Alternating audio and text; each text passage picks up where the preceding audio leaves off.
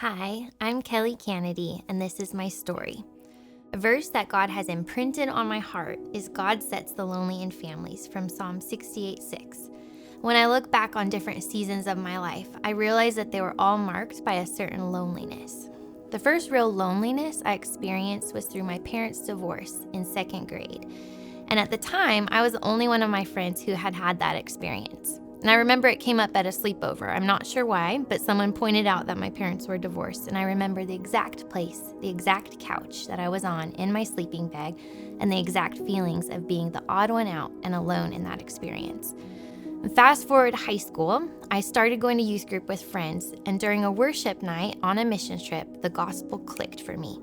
I no longer just knew of Jesus, but I knew Jesus. I remember a friend said to me that night, "Welcome to the family."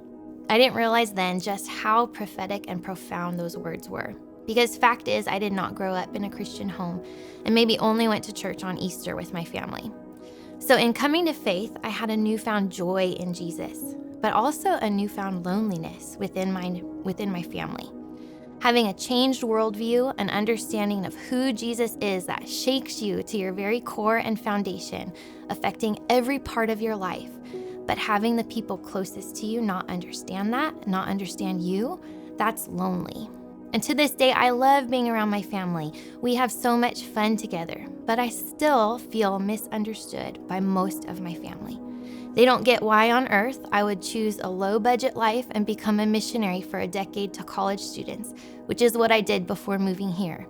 They don't get why a big part of mine and my husband Ryan's choice to leave Washington, where my family is, where I'm from, came out of prayer and following God's direction.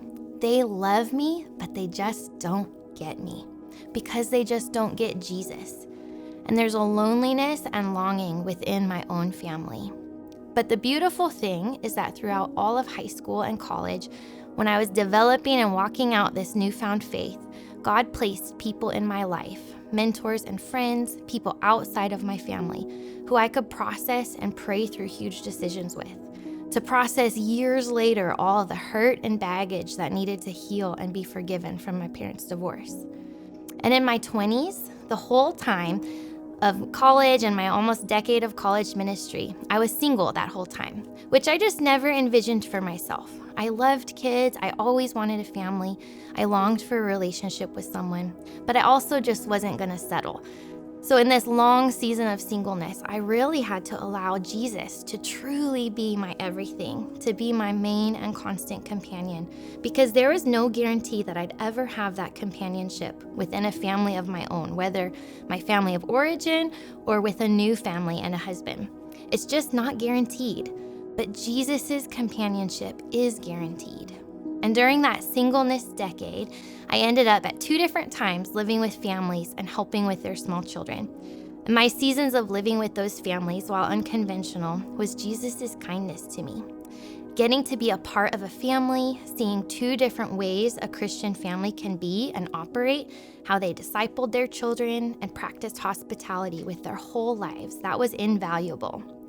And then whenever I did meet my husband, Ryan, when we were 30, because of Jesus's faithful companionship over the years, I was able to see that for what it truly is, a gift. Not a guarantee, not my right as an American to get married, not something that I have any control over, but truly a gift from Jesus. And the same is true for each of my children. So when I look back and say that Jesus is faithful and he is so kind and that he truly places the lonely in families, it is not because I now have a family and kids of my own. He is faithful because of his character, his companionship, his ability to see us through every valley season and to meet us in the lonely places. It's through intimacy with him that I could face and still face loneliness within my family of origin. It's through his companionship that I was able to walk through some dark valleys, like my mom's breast cancer diagnosis and healing journey during my 20s and a miscarriage in my 30s. His friendship sustained me in seasons like when we first moved here and I had no friends, no deep friendships. His kindness placed people and his community in my life over and over and over again to show his love and grace through his people. So my simple story is this.